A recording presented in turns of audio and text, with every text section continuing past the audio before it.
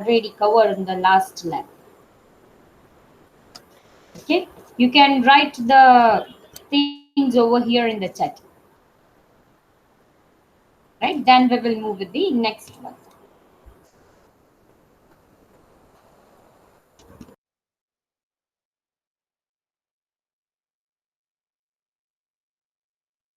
Okay, those who know the answer, they can write over here in the chat.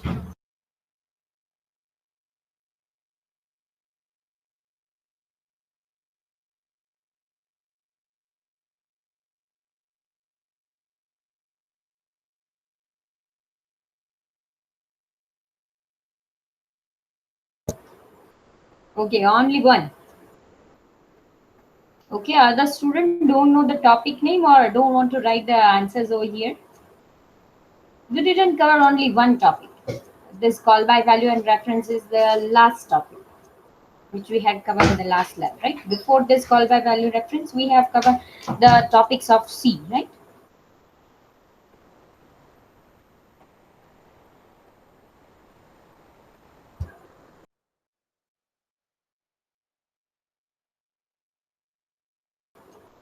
Okay. So next question, we had discussed call by value and call by reference. Okay. So first of all, I would like to ask the question to they just unmute yourself and give me the answer. Okay. First, Kirtan. Kirtan, can you hear me?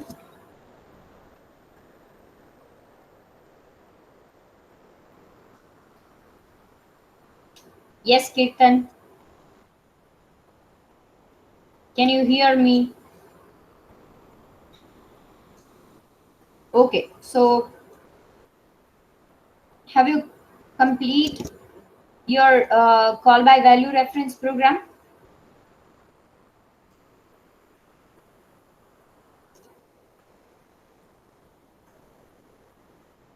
Not yet. Okay. How many of you are completed with that code?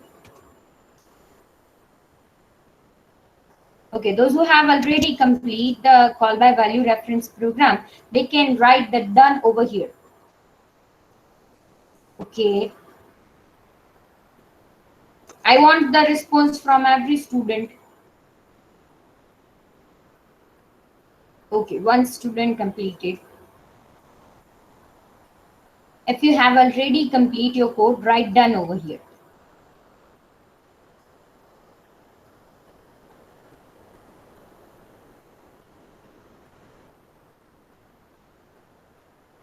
Okay, I want the response from every student. Otherwise, I'm assuming that you are not alive in the session. Okay. Dhwani, Rutvi.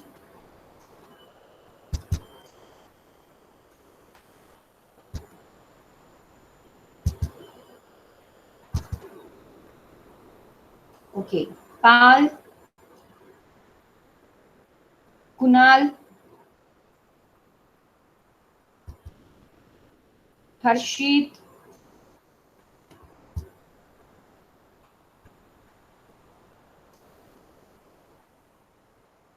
okay. So those who have already complete the code, they can just wait. So till other student can complete the code, right? So till now, if you want, I have one more time. I'll show my screen with that program, right? So if you are facing any problem, you can ask me.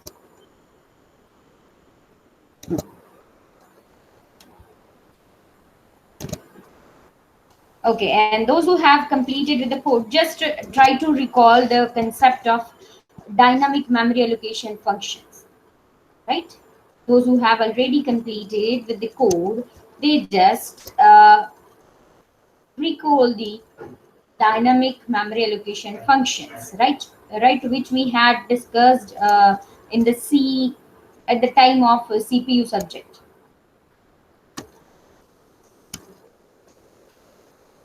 Okay, so So till now, just wait. I'll open that code for you.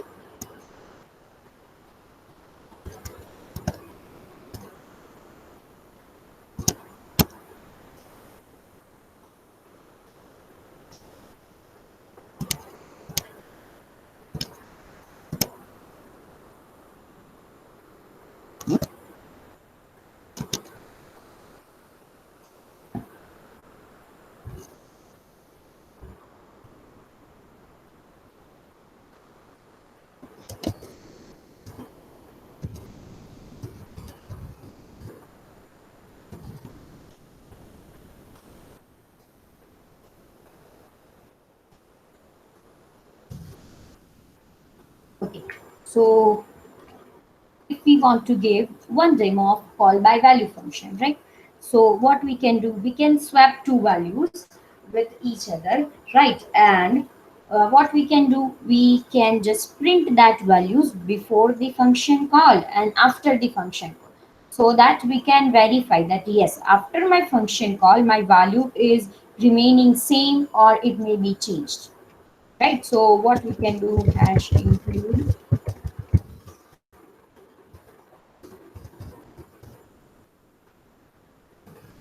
hash include.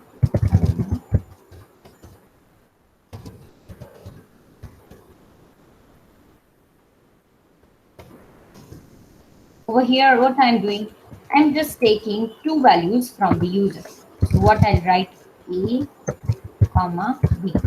Okay. Now, that value, I want it from the user. So printf, enter two values. Okay. Now, scanf,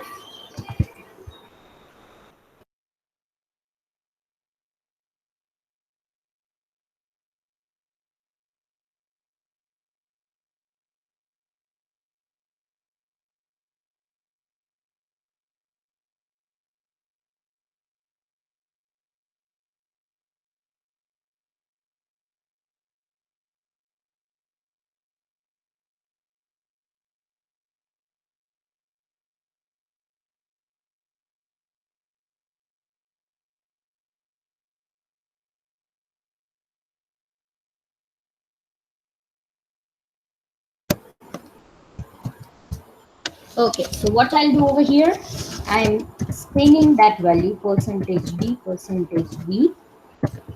and I'll take that value into the A variable and B variable.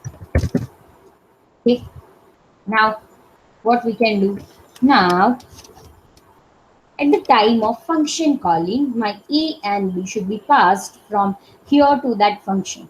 Okay, so for that, what we have to do, first we need to create that function. So void call by value. Okay, and I am taking two values from the user. Okay, that P and Q. Now, what would be the answer of P and Q? What would be the value of P and Q? So the value of P and Q is whatever the value entered by the user, that value I'm catching over here into the P and Q. Right? Is it correct? Yes. Those who are working on this program, if they are complete with the code, right? If you have completed with the code, just write done over here so that I can verify, right? And if you are facing any error or any issue in that code, just let me know so that you are share your screen and I can help.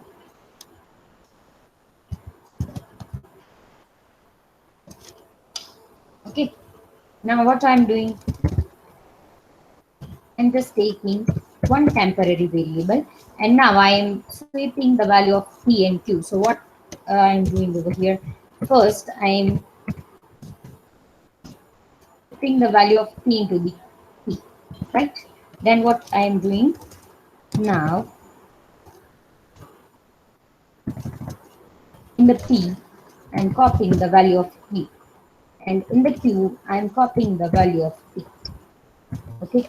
Now if I want to print this a and b over here, so what I need to write, so print f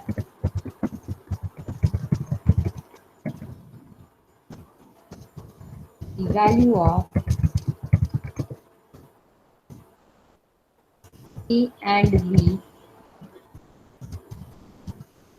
for the function calling. Okay. Now before function calling, what would be the value?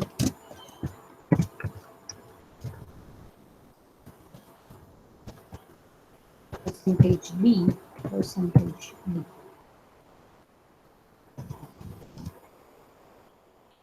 comma a, comma. Okay. And now what I'm doing over here, I'm just calling my function. The function is void call by value, right? So I'm calling with the call by value name and passing the value a, comma b. Okay. Yeah. Till now, any doubt? Any student? Okay. And what I'm doing, I'm here also printing the value of printf value of a and b after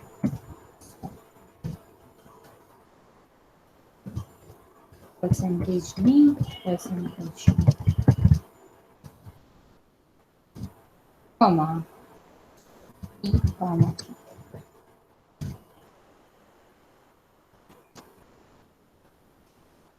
Very good.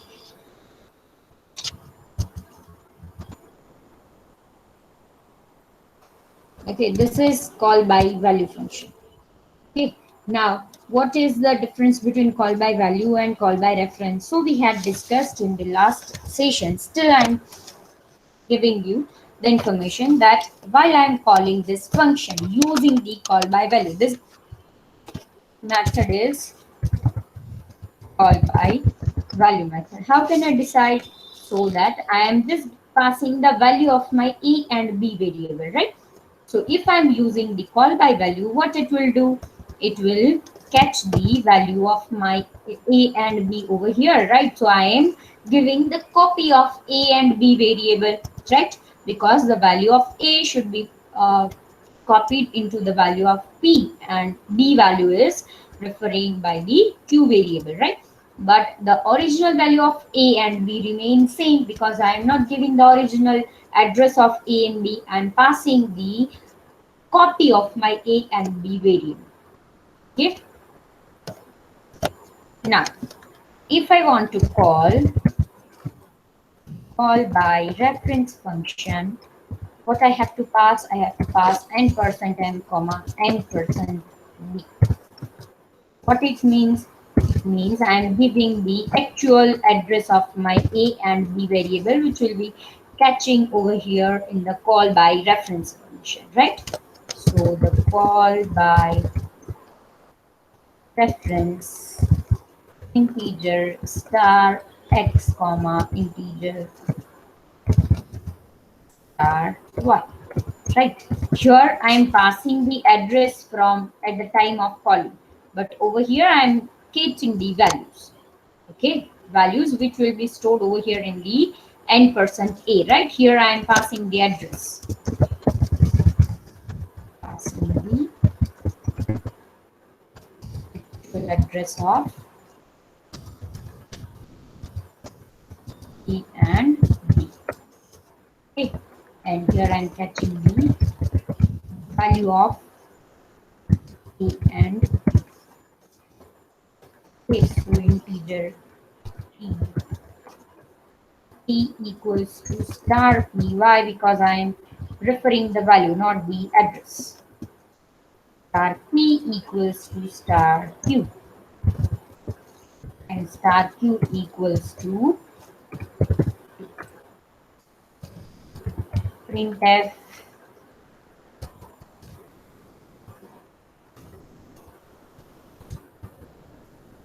value of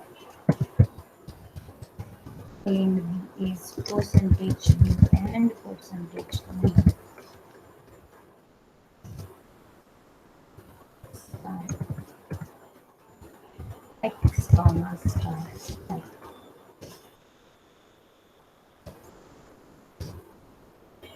This is X and Y.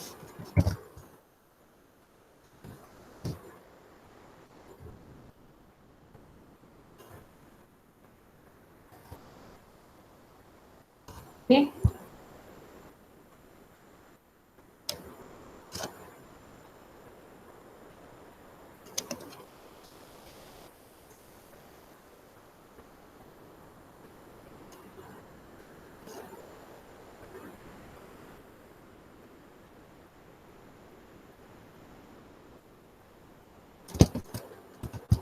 Okay. Till now, any student, any doubt or error? If you are facing any error in the code, just let me know.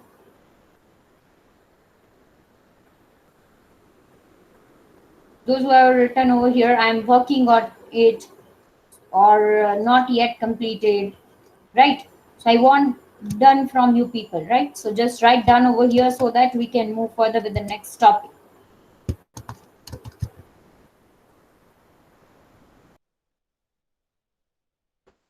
Okay, good.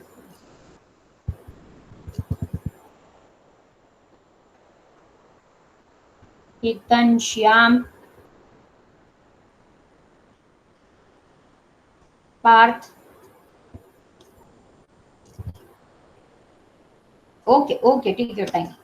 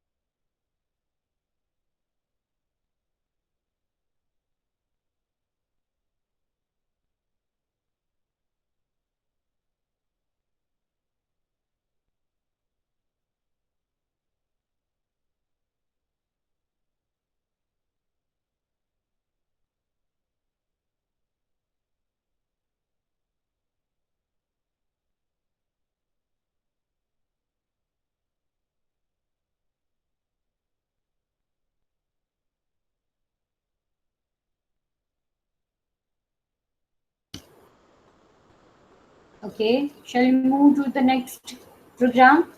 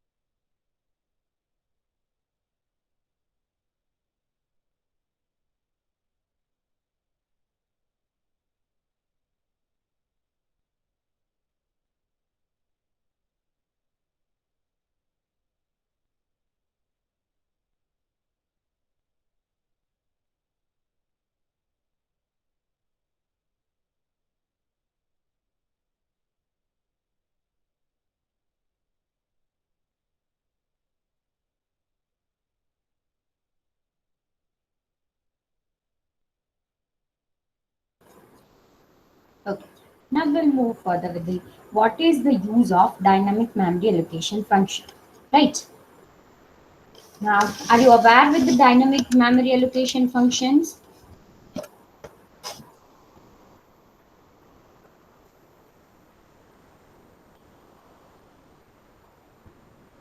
Yes. Okay. Parth, can you unmute yourself and give me the answer?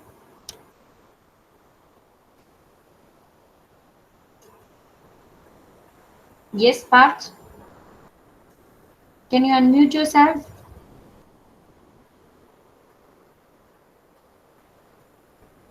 Okay, no problem.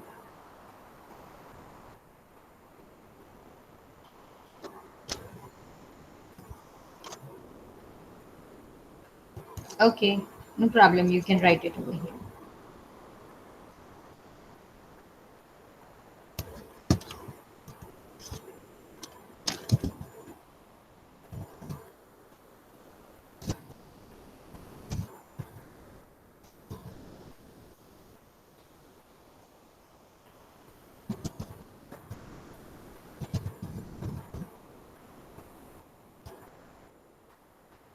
Okay. So if I'll say the dynamic memory allocation function, right? So that is the name as name suggests to allocate the memory to complex data structure. Uh, yes, you can say this, but whenever we want to say, for example, if I have one variable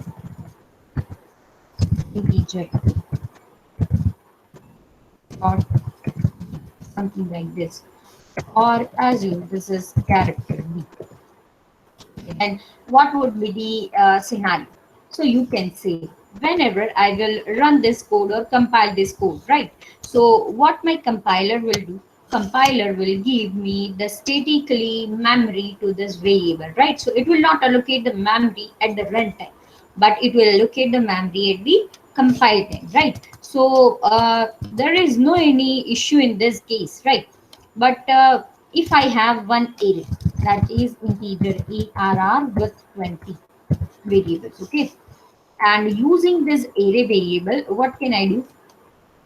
I can store the how many number of students is available in PC1 lab, right? In the C batch, how many students are there? Okay, so how can I decide?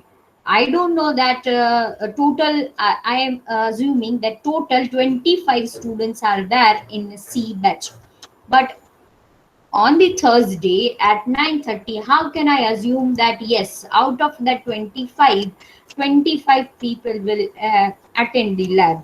Okay, I cannot decide this. So what can I do? I am giving the upper bound, right? So this is the upper bound, that maximum 25 students number you can store in this area, right? That those who are present in the lab, you can store that number into this array, right? But the thing is that at a time, right, while I am running my laboratory session, or while I'm joining the my lab at the 9:30, what I can see that yes, only 15 students are there in the lab session, right? So what about this 10 student, right? So the thing is that at the runtime, while you want to store the data, that memory is wastage. That out of 25, only 15 students are present. But at the compile time, your compiler is already given you the 20 the memory to store the 25 data, right, at the compile time.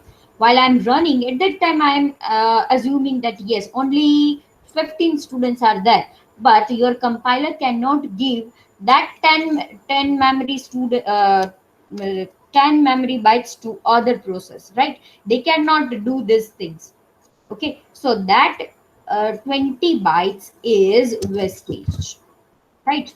Not other processes can use this 20 bytes, nor the my array can use it memory space, right? So the memory wastage is there. Okay, so what can I do?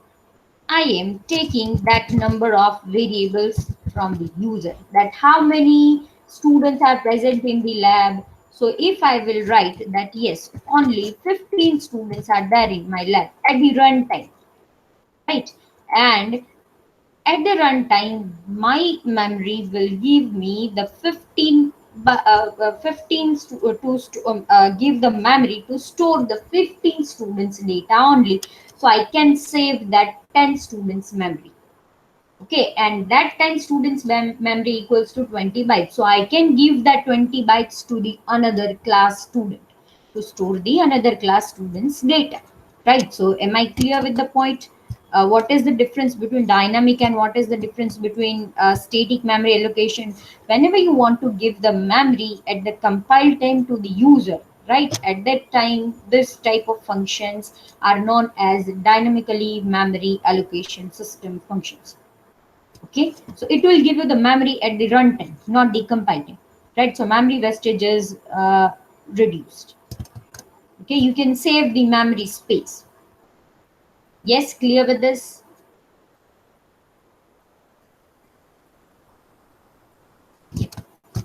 Okay, so we have some functions which can give me the memory at the runtime. Malloc, alloc, and free. Free is used to deallocate the memory, right? So it can free the space of that memory, which is allocated using this malloc and calloc. Okay, so I think you are aware with the malloc and calloc concept.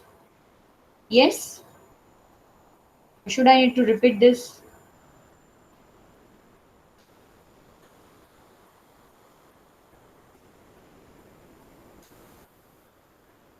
Okay, you are not aware with the malloc and calloc. No, ma'am, we are aware. But you want some recall or repetition of that malloc. Okay, no problem. We'll do this. Okay. So why we use Malloc? So Malloc is some kind of you can say the inbuilt memory allocation system which can function which can give you the memory at the runtime. Okay. So runtime, that means how it will give you. So it will give you the pointer that yes, from this to this I am giving you the memory according to your variable. Okay, according to your variable. So let me draw the things what it will do for you. Okay, first malloc function.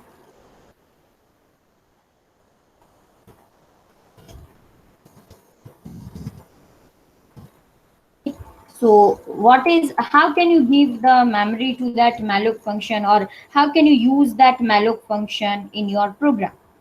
Okay, so the first and foremost thing, that if you want to allocate the memory to allocate the memory for your array or whatever the things. Okay, so what can you what you have to implement? You have to implement that this malloc function to allocate the memory at a runtime. But how can you use that malloc function?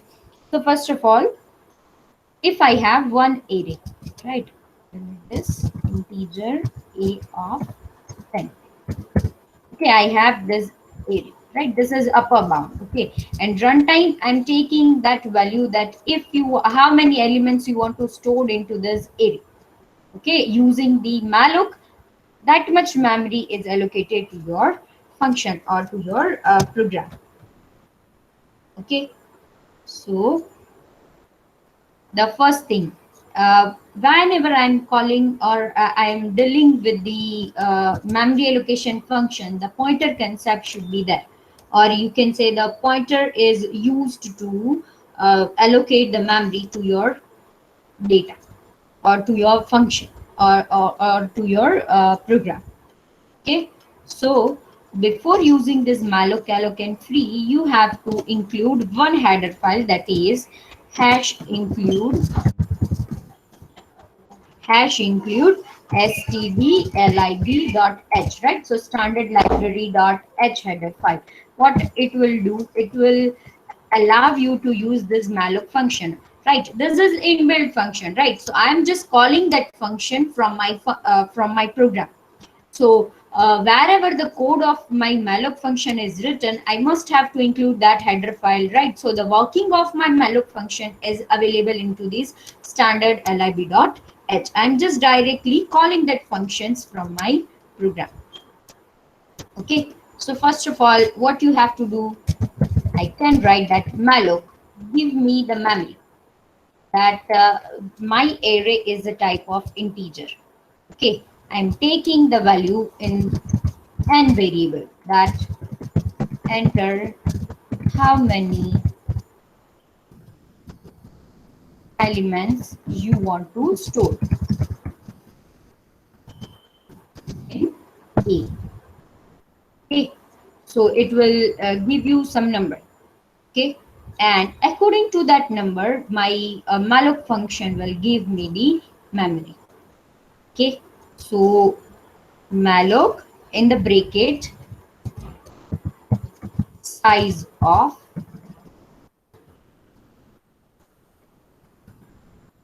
data type. Okay, here my data type is integer. Okay, it will return you the one pointer value. Okay, it will return you the one pointer value. Okay, so one pointer value, that means this pointer is uh, currently available at one place or at one address. From that address you are starting to store the values in the memory. Okay, so it will give you the base address of your block. Okay, so it will give me the one block which is according to your size. Okay, so now if my n equals to 2, it will give me the size of block. Okay, so the size of variable is worked with the, how can you decide the size of integer? So according to a compiler, if my size is equals to 2, right, so it will give me the 2 multiplied by 2, right? Now my variable is 2, so what we have to do, n multiplied with the size of 2, something like this. Yes, so 2 is the size of integer, right? So n multiplied by 2 and malloc. Now the return type is pointer, right? But it will give you the void pointer in the returning format, right? So void pointer, it will not give you the integer pointer. And if I want to store the address of integer type variable, it must be return the integer pointer for my question or for my array, right? So in that case, what we have to do, we have to convert your pointer type into the integer, right? So how can we convert? So we are converting that pointer type star, right? So this is the thing. Okay, it will, otherwise it will return you the void. Okay, but what I am doing, I am converting it into the pointer type. So my pointer is type of integer. Why? Because I want to address it, or I want to point it to the integer type array, right? So that's why I am casting my pointer variable with the integer. Okay, why I am writing integer star over here? That means I am converting that void pointer into the integer. Okay, otherwise it will give me the void. And if some pointer will return void, that means how can I define that address? How can I decide that I must have to store this first element of my a variable, a array, into this address, second into this address, right? So that's why I must have to convert it into the integer star. Okay, in every case your pointer or your malloc function will return you the block of memory which the return type is void, right? But why it will return you void every time? Because whenever I am pointing something, the pointer should not aware with the data type at that time. Okay, so I must have to be use this malloc function with the character. If I have character over here, right, so according to, I need to convert it. If I have the float array instead of integer, if I have float array, right, so how can my pointer decide that yes, this is used for float? Okay, so that's why what it will give you, in general it will return you the void pointer. And I cannot say that yes, if it will return void and the address should be this. Okay, so to pointing the integer type of array, I must have to convert that void pointer into integer star. Okay, if I have float over here, so what I will do, I'll write it over here, float star, and over here I can write that size of which data type, float. Okay, so in this case I have integer, so I am writing integer. Okay, so till now, any doubt? In the malloc function, it will return you a one memory block and return the starting address of that block into the ptr variable, and your ptr variable is first time returning you the void pointer, right? So if my pointer will return me the void, I cannot verify that what would be the address, so that's why I must have to convert it into the integer type.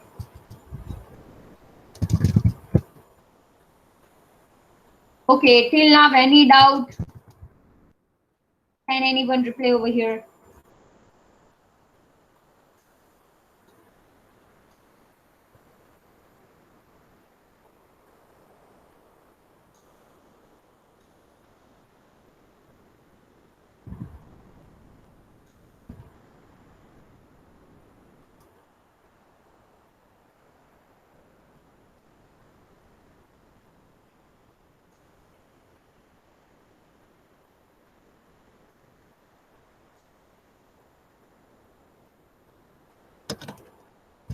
Okay, no.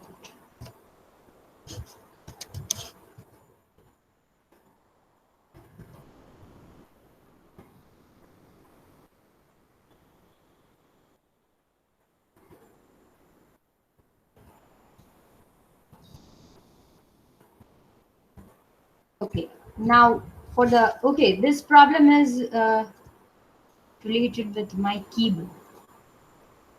Ma'am, your keyboard noise is making noise. Okay, I can't do this, but I can do anything in this, because if I want to explain you, I must have to write. Okay, but at the time of typing, I'll not. I'll try my best to not speak. Okay, this problem is everyone facing this problem, or only Kushal will facing this type of problem? Because the student didn't remind me this type of thing. That's why.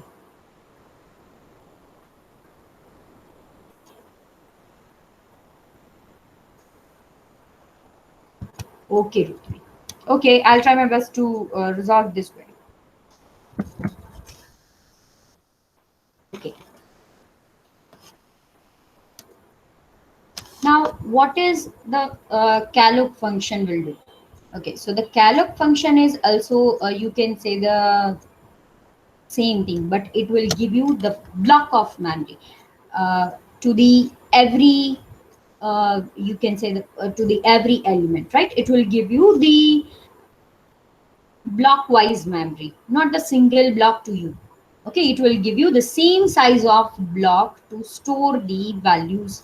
Okay, it will not give you the entire block for storing purpose, but in the calloc it will give you the same size of block to store the values. Okay, so what is the thing over here, or what is the format to use the calloc function over here? So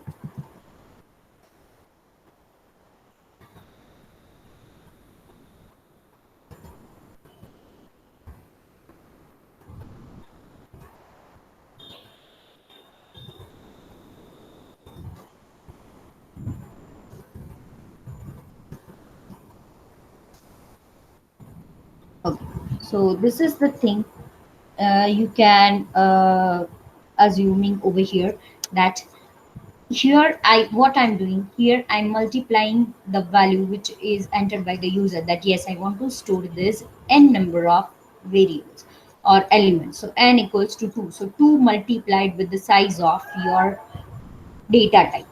Okay, instead of float, assume integer over here, right? So over here in the calloc function, what we will do, first of all, the return type of my calloc function is also the ptr, right? And the ptr is, you can say, the pointer variable which can point to the starting address. Okay, and the Calloc function. And over here, if I will write the n, that means it will give you the size of block. Okay, so the size of block, or you can say the number of block, how many blocks you want. So you can say number of block. Okay, how many number of block you want, so you can say two number of block. And each block size is how much, so you can say the size of your data type. So the data type is integer, so according to your size it will give you the number of blocks, and every block size is equal according to your data type. Okay, so if I have integer over here, so I will write over here instead of this data type integer, right? And number of blocks, that means n. So two blocks it will allocate me, and the size of block is 2 according to the integer. Okay, if I'll write character over here,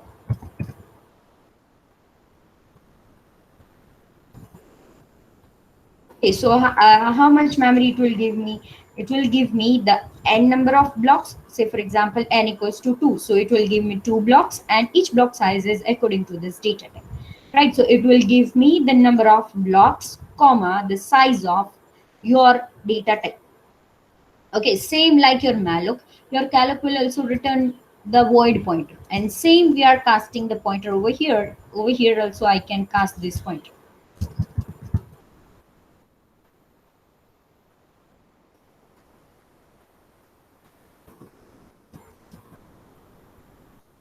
Okay, correct. Done. So what is the difference, major difference between your malloc and calloc, as well as how it will allocate the memory to you, and why we use malloc and calloc to memory allocation functions in our program, why we can use it. So for the allocation of memory to the runtime according to my requirement. Okay, so the memory wastage should not be there. The code must be in the work in the efficient way, as well as the, you can say, the memory constraint. If we are facing any problem related with the memory constraint, we can resolve it. Okay. Yes. Yes, integer star. Why you use this integer star? So you can say that this is one kind of you can say the pointer, which will return you the base address of your block, or the base address of your memory. And the base address is, you can say, the starting address of your block or a memory. Say for example from 1000 to 8000 I'm allocating the memory to you, so it will return you the base address, that is 1000, right? So your ptr variable is pointing over there, or your ptr can store that address, right? But in this case it will return you the void pointer. So if the it will return you the void, I cannot decide the memory for this. So that's why what it will give you, we are converting it into the integer type, or you can say the data type of your pointer. So I am deciding the pointer type. Okay, so as we had discussed at the time of pointer concept, that if we want to store the address of another variable into the pointer, it must be I guess over here, no, we had discussed, but yes, over here you can see, right? So the type of pointer is also integer. Why? Because I am storing the address of integer type of variable, right? So that's, so instead of that void, I am mentioning the data type of my pointer. Okay.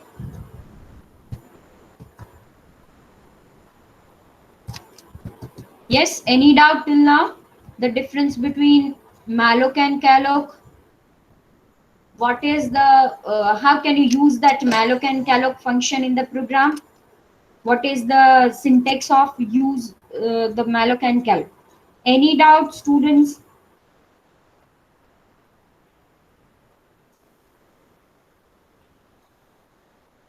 No. Good. Okay. So now we will move further with this. Just do it.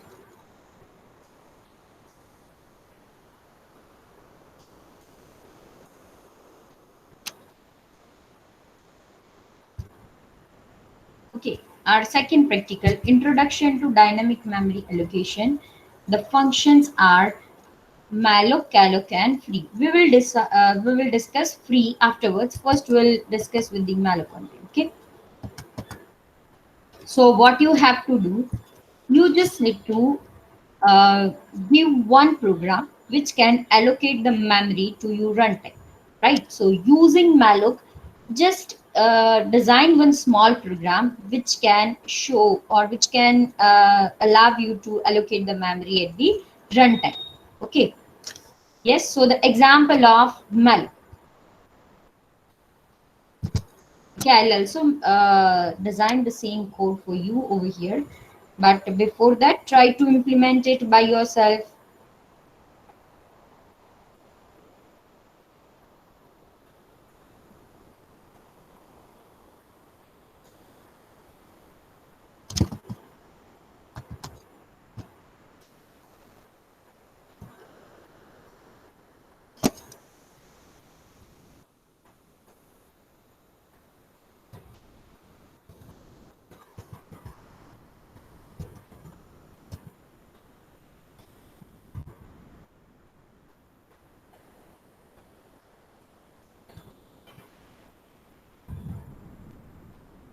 Okay, so what you can do, you can just take the first of all create one array type of integer, right?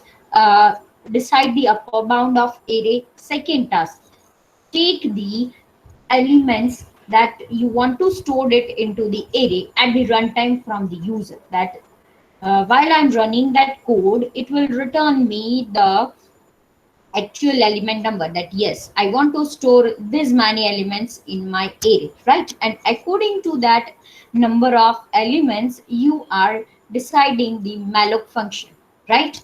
So am I clear with the definition what you have to write in the code? Yes, any doubt? First try to complete the malloc function program, and then we'll move with the calloc. Okay, what you have to do over here in the malloc function, clear with the definition?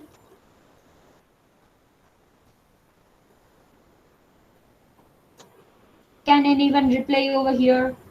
Yes. Okay. A small example, you can write it over here.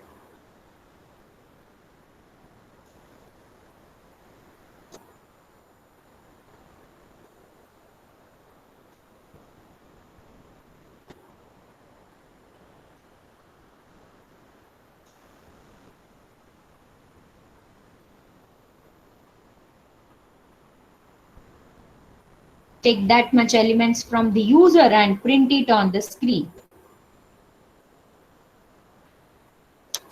Okay, what you have to do,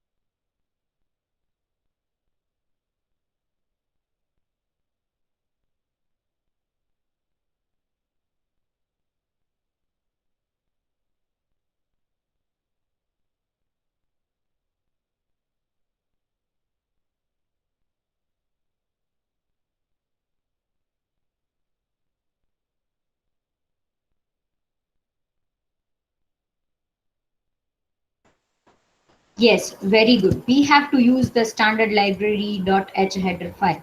Otherwise, we cannot use this malloc. Why? Because the malloc is the inbuilt function which is available in the standard lib.h header file. Standard library.h header file.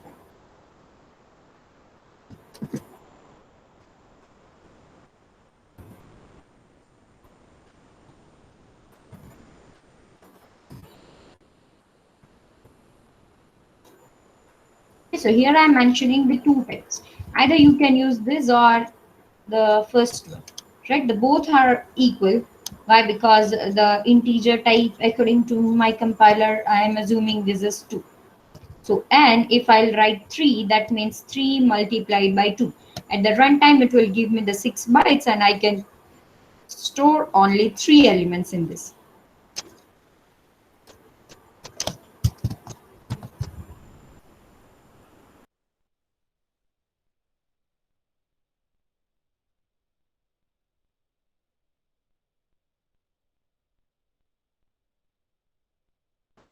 Now, what it will give me?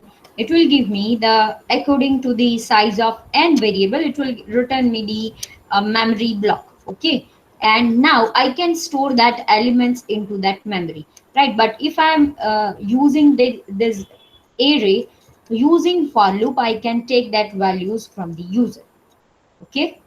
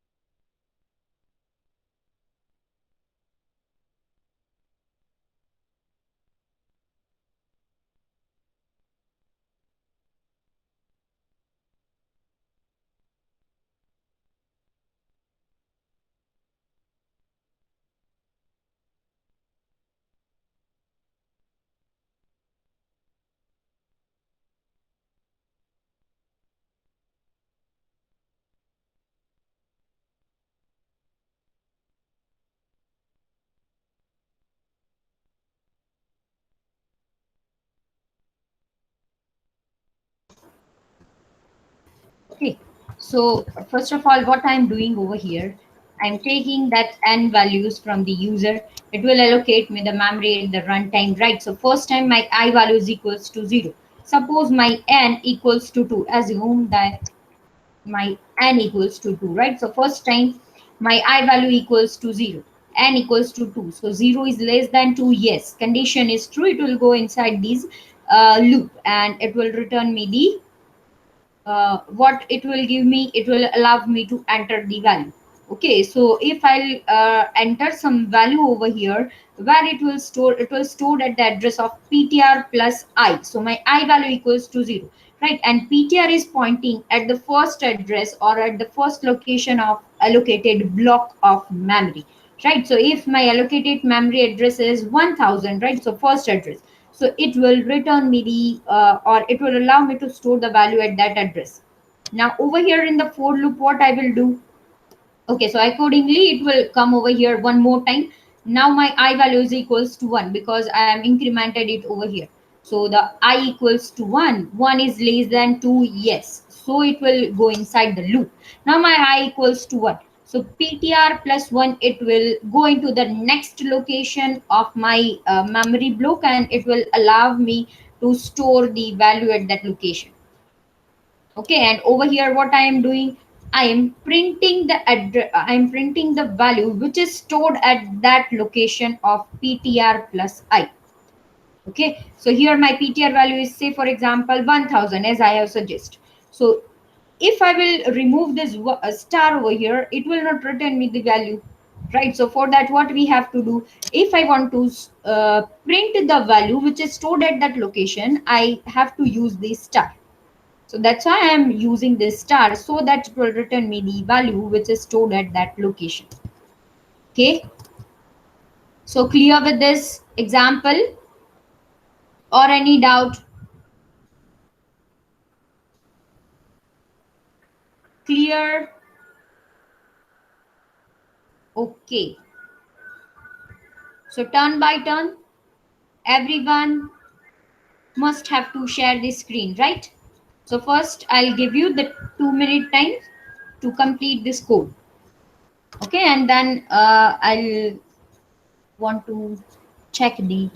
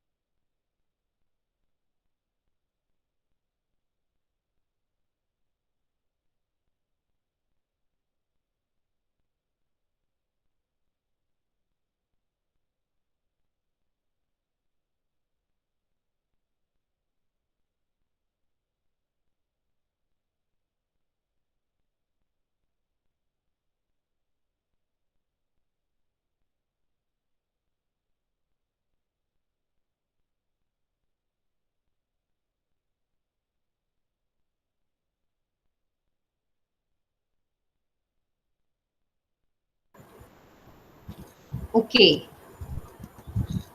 First,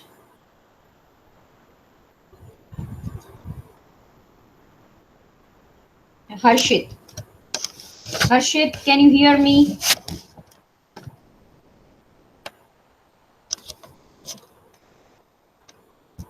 If you can't unmute yourself, just write done or yes over here so that I can verify that yes, you are alive in the session. Okay, if you are not, yes, just share your screen so that I can verify you have done this code or not.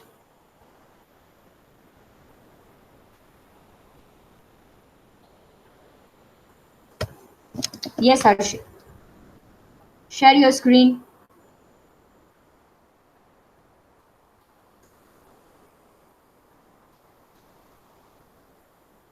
Okay, Then share your screen with that code.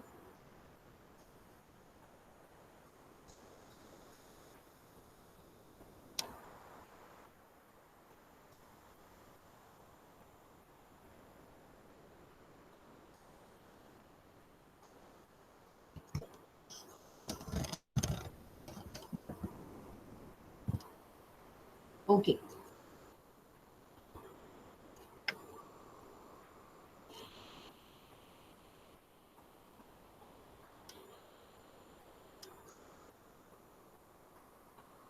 Okay. Then.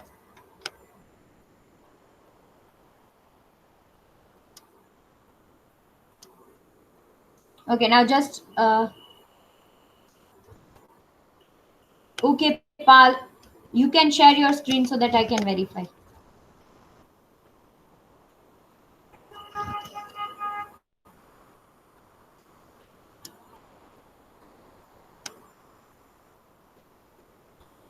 Okay, your screen is visible.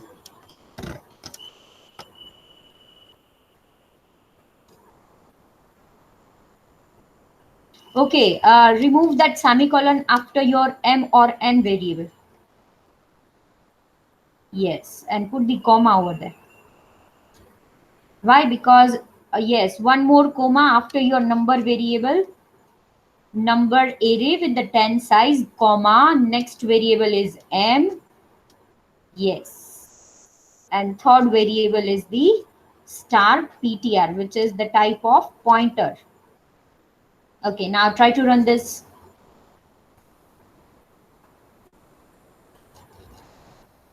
Yeah.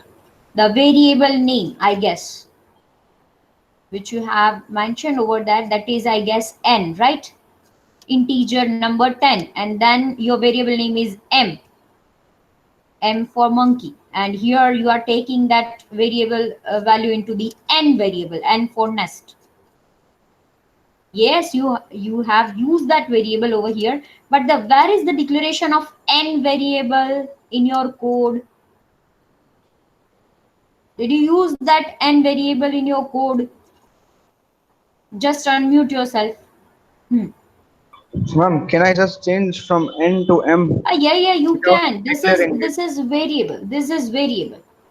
So variable is known as, yes, you can change it. Change it. Variable is something you can use accordingly. Yes, change it Without, into the 8 number line. Yes, over there. Yes. Into the 15 number line. Hmm. okay. Oh, yes. One more thing. I variable declaration is missing. Integer I.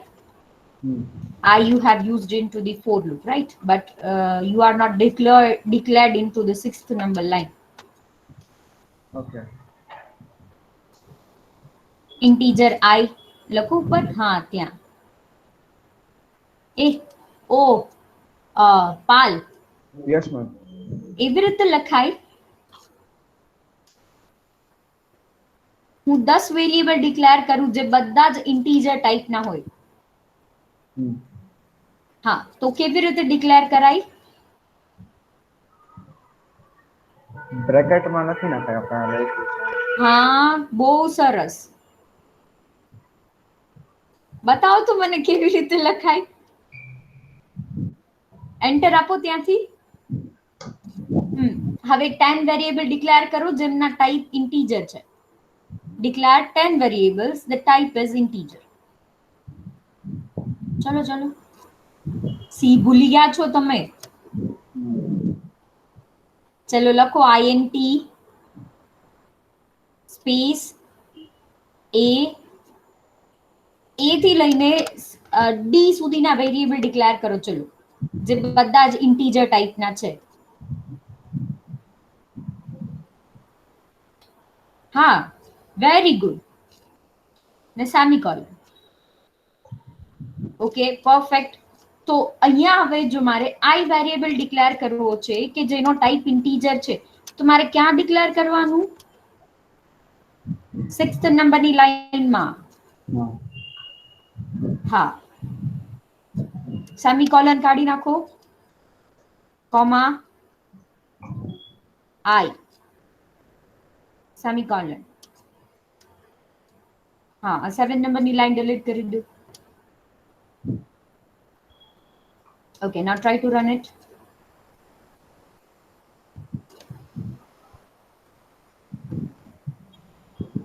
Very good. અચ્છા હા એટલી sorry size હોય. હા ma'am ભૂલથી થઈ ગયું. Close the terminal. Okay. મેસેજમાં એવું આપો, you cannot enter more than 10 variables. હા હા Yeah. Okay, only one. Yes. Very good. Okay, what is this? Yes, result 7301376. Okay, close your code. ચલો, એ શું હતું? રિઝલ્ટ આપ્યું રન કર્યું ને આપણે. ઓકે, પણ મને તો વેલ્યુ જોઈએ છે, તો હવે કેવી રીતે થશે?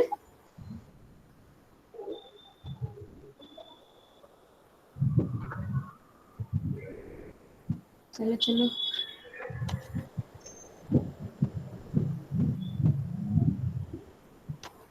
ચલો, એટલું તમે વિચારો કે કેવી રીતે કરશો.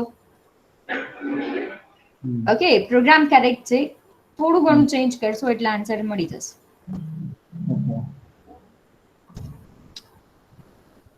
Okay, done. Yes. Okay, how many of you are completed?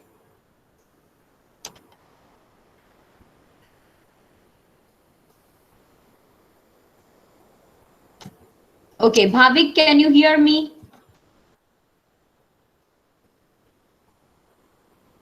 Yes, Bhavik.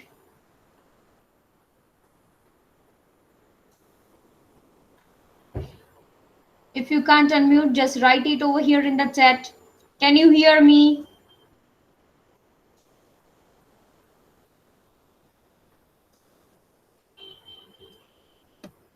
Okay, Nancy, can you hear me?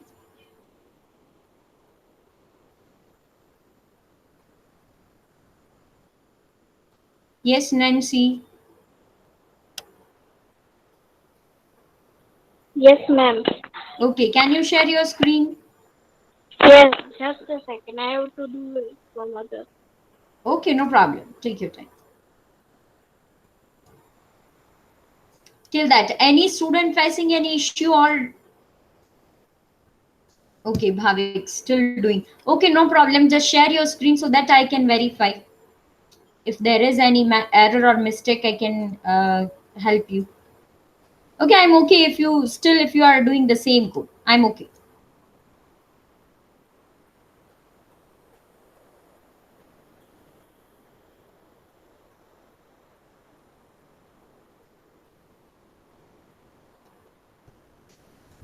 Okay, what about other student, Kushal? Yes, Kushal.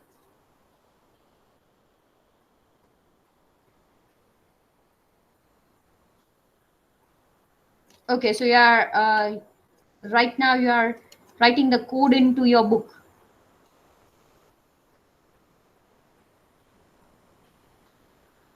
Okay.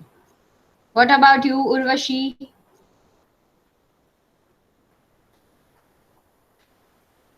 Hello, Urvashi. Ma'am, shall I present?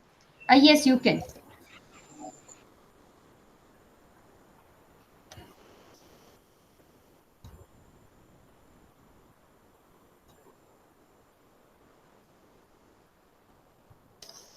Okay, yes, your screen is visible. Okay, perfect. Good.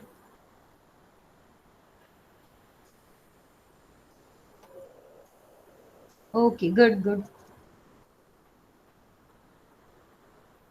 Okay, very good. Okay, Urvashi, no problem. Okay, Vaibhav.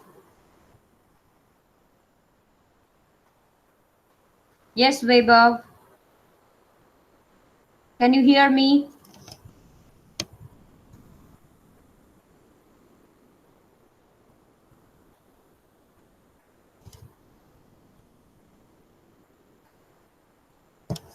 Yes, Vaibhav, can you hear me?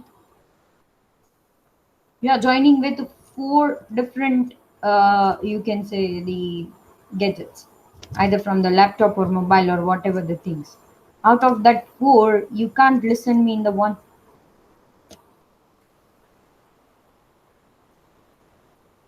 Yes, Vaibhav. If you are not replying me, I am assuming that you are not alive. Okay, what about you, Shyam? Shyam, can you hear me? And if you are not replying me, I am assuming that you are not alive, as well as I will not give you the attendance if you are not replying me. If you are facing any issue related with the mic, then you can write it over here in the chat. I am allowing you. Right, so the two students, Shyam and Vaibhav. Okay, Rutvi.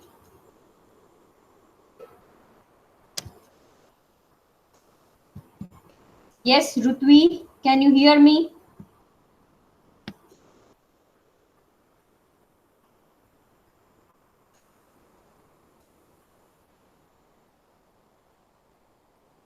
Okay, Ruti.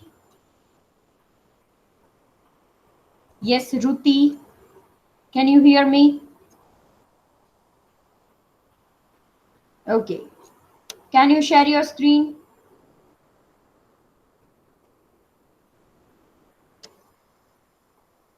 Okay, those who have already completed the question number one, which is using Malloc, they can just move to the Calloc. Okay, you just need to change the small thing in the code.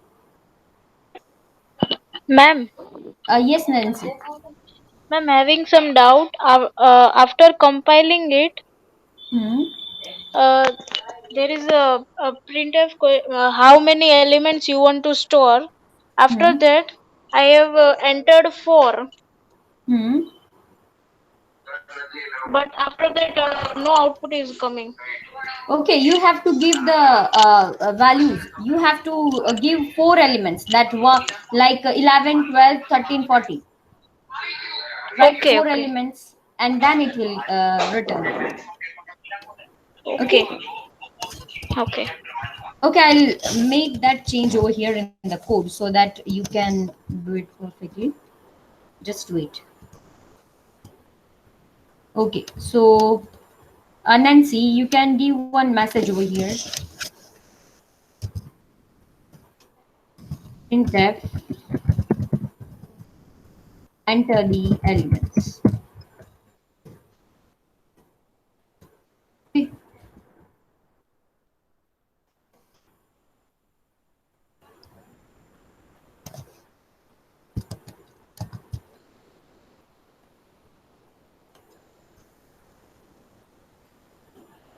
Okay, Shyam, I'm asking you related with this Malloc program.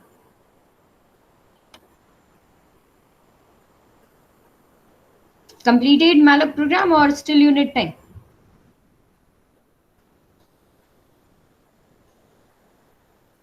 You want extra time? Not yet. This is too small, right? Only 20 number line code. Just share your screen so that I can verify. Just share.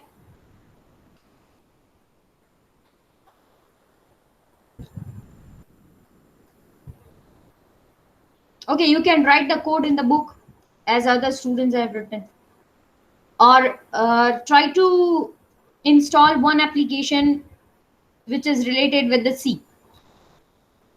Okay, so you can do it with the perfect way, because at the end of the lab we need to present every code. Okay, you have to submit it. That's why. Okay, now I'm writing this code for the calc. Okay, so what we have to write? Okay, yes, I have code blocks. Okay, so you can complete it.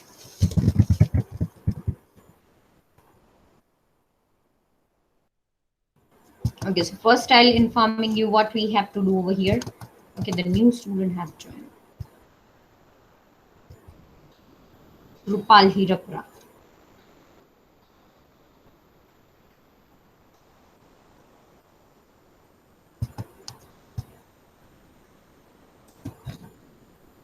Okay, so in the malloc function, what we can do, as we have discussed, that malloc will allocate you the block.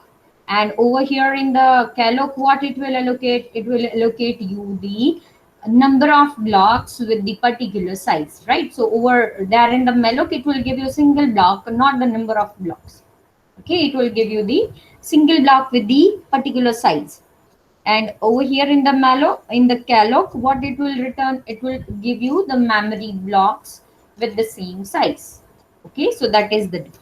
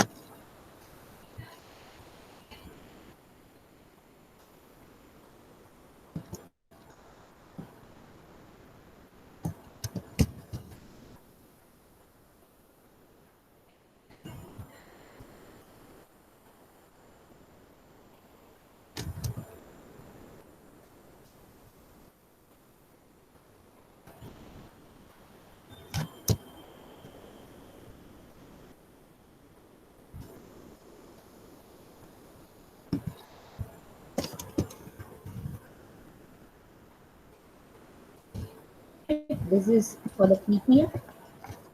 Here you can store the values. Okay, whatever the value you want to store it into that PTR. Yes, Weber.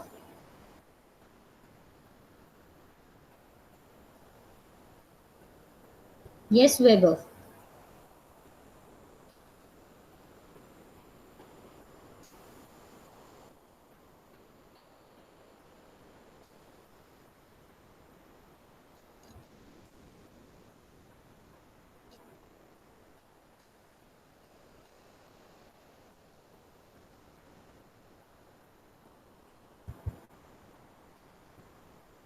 So, what you want to see me? What you want to convey me? That you can't share your screen?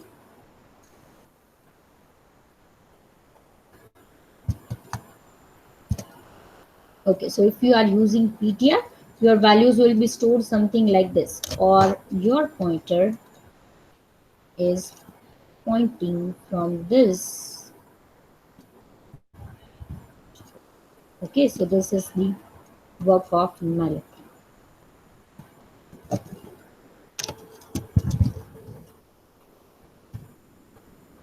Okay, and for the Calloc,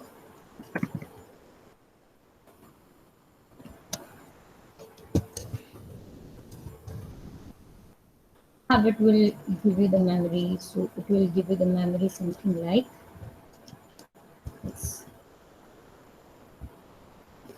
The size is 2 for the one integer. It will return you something like number of blocks. How many blocks? 2 blocks for the same size. Right. So this is the representation of Malloc, and this is Calloc. So you can say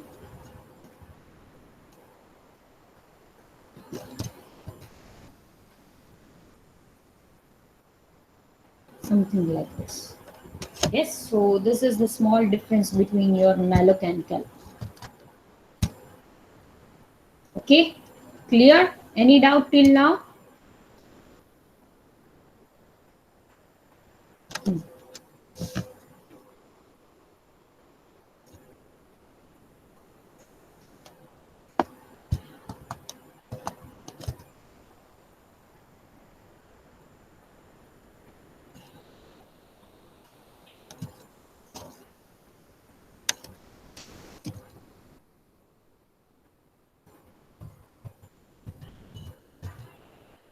Yes, it will return maybe 1, 2, and 3.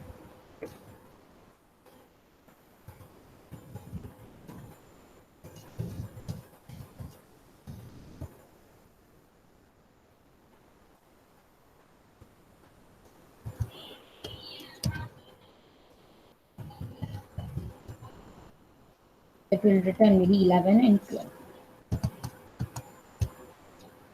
Okay, okay. So shall we move to the next one, that is free? Okay, completed with the Calloc code. Have you complete?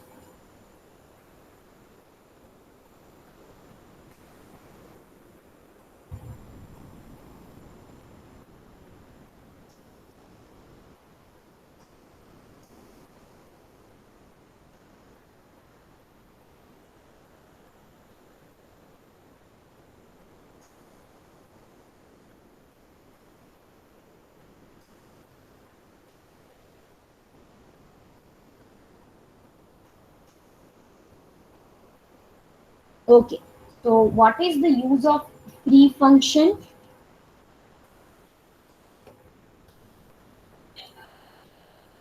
Okay, over here.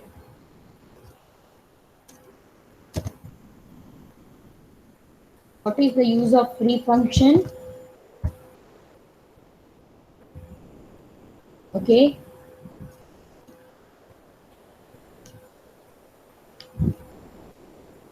Yes, anyone? Why we use that free function in our code?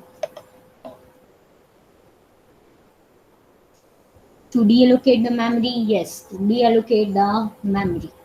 Okay, so whatever the variable we have used it over here, or you can say the pointer we have used it over here in the code, we can free that space, right? Or we can free that variable from my program, so it can deallocate the memory from that uh, memory block.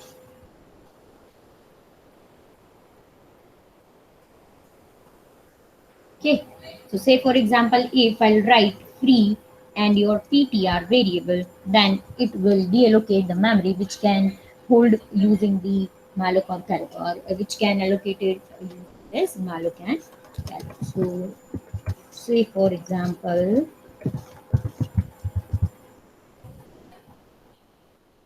PTR. Okay, so that PTR variable value, or you can say the memory, is deallocated for the group. Okay, now just write that also in the code. Okay, yes, over here in this code, if you want to use that malloc and calloc in the single code, right, you can use it.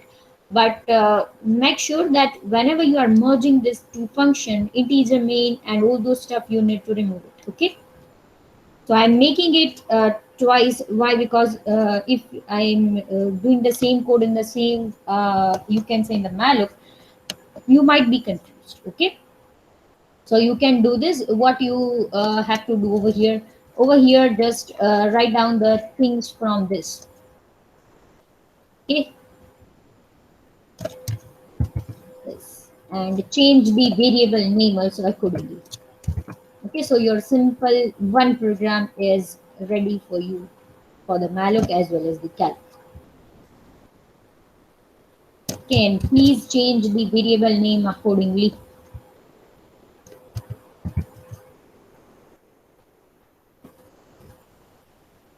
Like PTR for the malloc and PTR1 for the calc.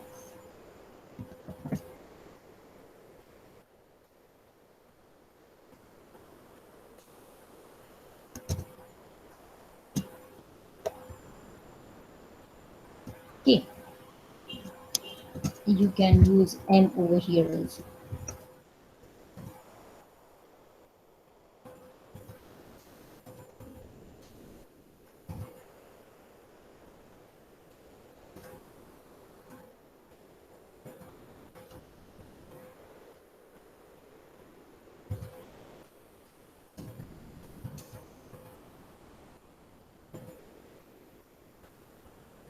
Or you can use PTR or PTR1.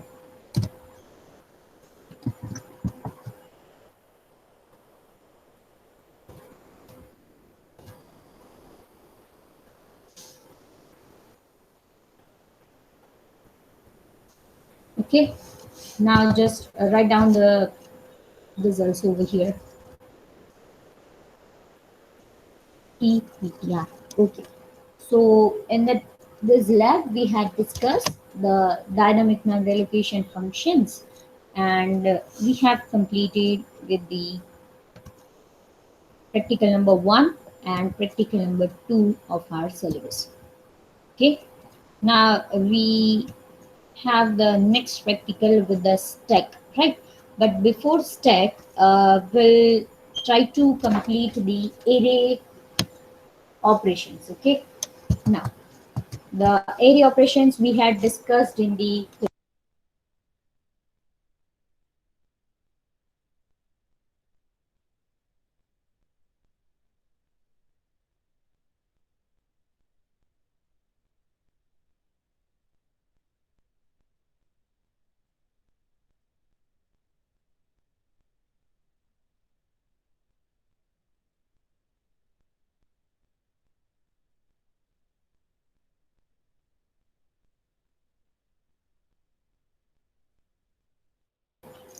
okay, so till we did not cover the stack facilities or stack theory in the class, right? So what we will do over here, So we'll perform the array programs, or we had discussed the some of the things of array in our class session, right? So whatever the array is, or one dimensional or a two dimensional, right? So what we will do, we'll just deal with that array operations, that how can you traverse that array, how can you insert that element, how can you delete that element, how can you insert element at the middle position, at the particular position, or at the end of the position. Okay, and then we will come up with this stack. Okay, but yes, we will implement the stack using array. Okay, so what we will prefer, that we'll design one array which can work like stack. Okay, how can you do this? So every time if I use that, you can insert only at the end of array, and if you want to delete, you can delete it from the end of array, right? So upper bound you can delete it, the lower bound you cannot delete it, right? So I'm restricted one end, and I'm allowing user to perform the operations on the array at the end of my array, or from the upper bound of my array, right? So it is some kind the, or you can say the work something like a stack. Okay, so for that, what we have to do, we must have to be clear with the array operations, that if you are deleting something from the array, how your next element will work with that array. Okay, that if I am deleting something from the index number 2, right? So from index number 3 to the upper bound, I must have to shift that elements from that place to the before space. Okay, yes. Okay, so before we'll start, just we have how many students? We have 24 students, right? Mm, yes. Just write your numbers over here.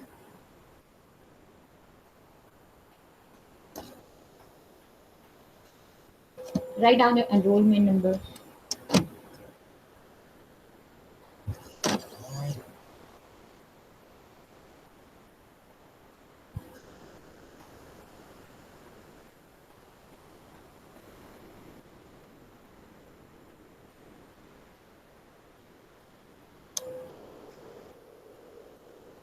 Himangi. Yes, Himangi, can you hear me?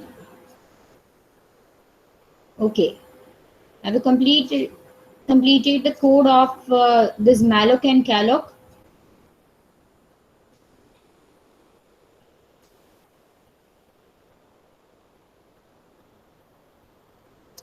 Yes, Himangi.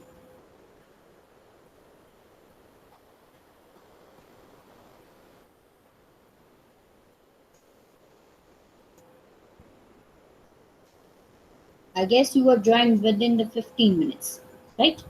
So in that case, I'll not give you the attendance. Huh? Have you completed the code Malloc and Calloc? I'm asking to you.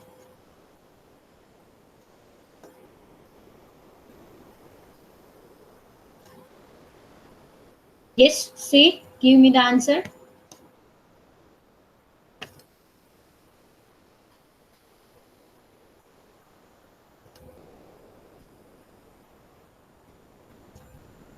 Okay, so I am asking you that have you completed the Malloc and Calloc program or not?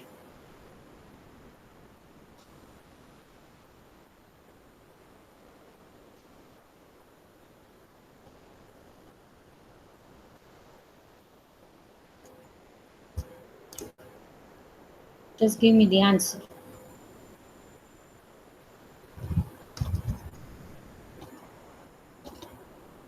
Okay, now first we'll discuss some of the points with respect to our array, and then we will start. Okay, first operation.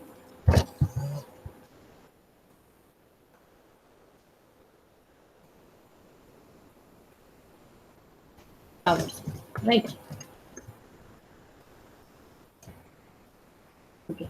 Now for the traversal purpose, what we have to do, we have one array, right? One dimensional array. The size is, you can say, 5. Okay, so starting from the lower bound to the upper bound, if I will print the every elements of my array, 11, 12, 13, 14, and 15. Okay, and if I'll print 11, 12, 13, 14, and 15 on the screen, right? So what I'm doing, I'm traversing from zeroth element to the, or you can say the lower bound to my upper bound, right? So as we are aware with this operation that yes, we can print it from 0 to the 4th. Okay, so to the size of array, total size of array, right? So we are clear with the traversal operation. Now we have insertion operation. Okay, so insertion operation, we have a same size of array. Okay, and I have same value in my array. Now if I want to insert a one variable or a one element into this array, right? So first of all, what we have to do, we have to increase the upper bound of my array. So what I am trying to do, I am inserting one more space for my array. Okay, so I am increasing the size of array, then I can insert it if I want to insert at the end of array. Okay, now if I want to insert, if I want to insert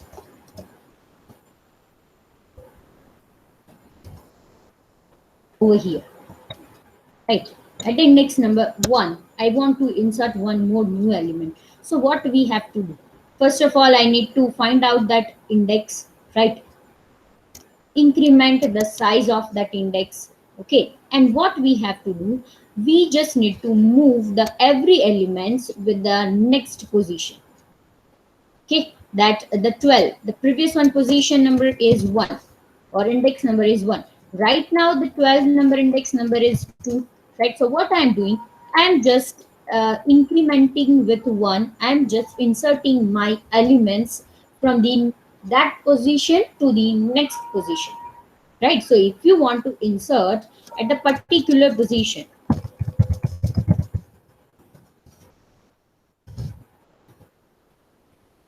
insert at the given index. Okay, so what we have to do, we just need to insert one new space for that element, then must have to shift every element to the next index, right? So otherwise I cannot insert it. And if I am inserting at over here at the value of 16, right, what it will give me, it will replace this value 12 with the 16, but I want to insert, I don't want to replace. So in that case, what we have to do, we just need to shift our elements from that place to the next place.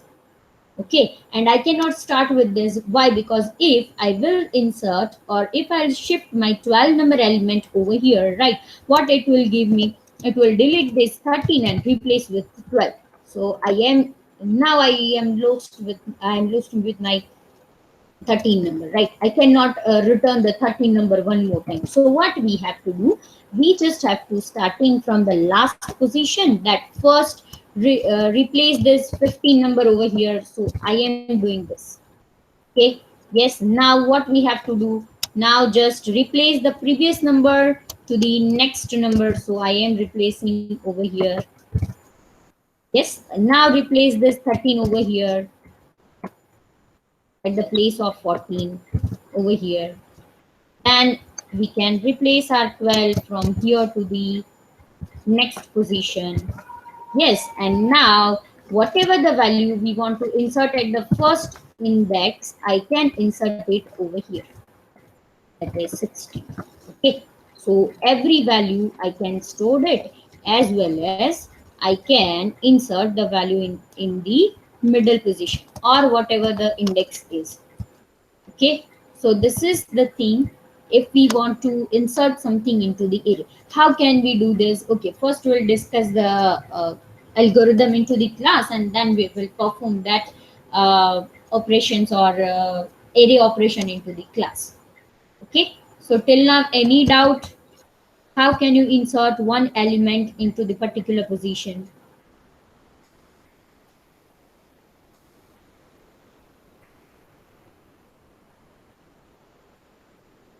Yes, operation, insert the element into the particular index. Any doubt?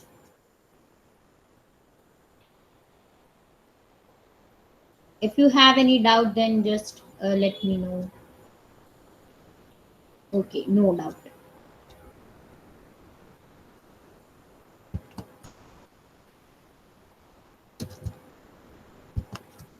Okay, good. Some of the student instantly replying me with the whatever the thing. If they are facing an issue, they just ask me. If they are not facing an issue or no any issue, clear with the point, they can just write yes, ma'am, no doubt. Okay, good about this. Okay, and if we want to delete something, right? That I want to delete this 12 from this 80. What we have to do? We just need to delete with this 12. Okay, I am deleting this. So what is the thing? The two value is, or the two space is empty. Okay, so this is not the perfect way to deal with the array. Why? Because the array index is starting from 0 to your upper bound. The every element should be filled. Okay, so what we can do, we just need to shift the, okay, I'm right now I'm deleting this element. Okay, so previously it is filled with this value. Okay, now if I want to delete this, okay, so this place is empty right now. Okay, I'm deleting the value. Okay, so what we have to do, we have to shift our elements from that position to -1. Okay, from that position to the -1. So I am replacing this value over here.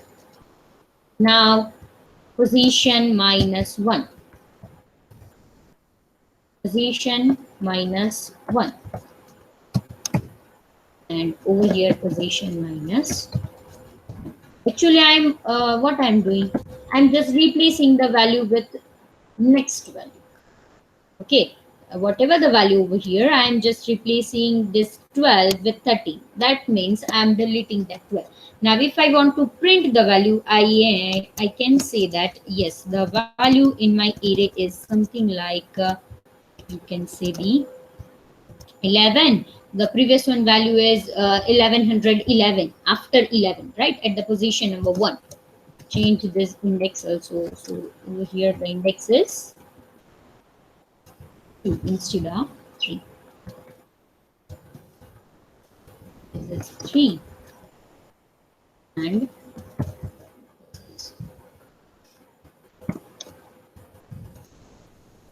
okay, so here is the thing when you are performing the delete operation in the array. Okay, we'll discuss the algorithm of every operation in the class, and then we will implement it over here in the laboratory session. Okay, so we have completed till now with the practical number 1 and practical number 2 of our syllabus. Okay, so first practical, they were mentioned that introduction to dynamic memory allocation. So you just need to write some of the points related with DMA functions, malloc, calloc, and free, and then just write the code. Okay. Yes.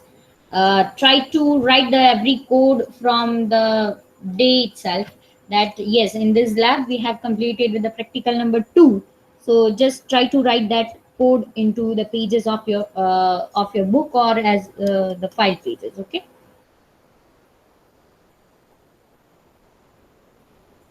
Okay. How to submit that pages or a book or a file? We'll discuss it later. Okay. So till that, ready with that handwritten file. Okay. So we are concluding our session. Yes. So thank you, class. And if you have any doubt, you can ask.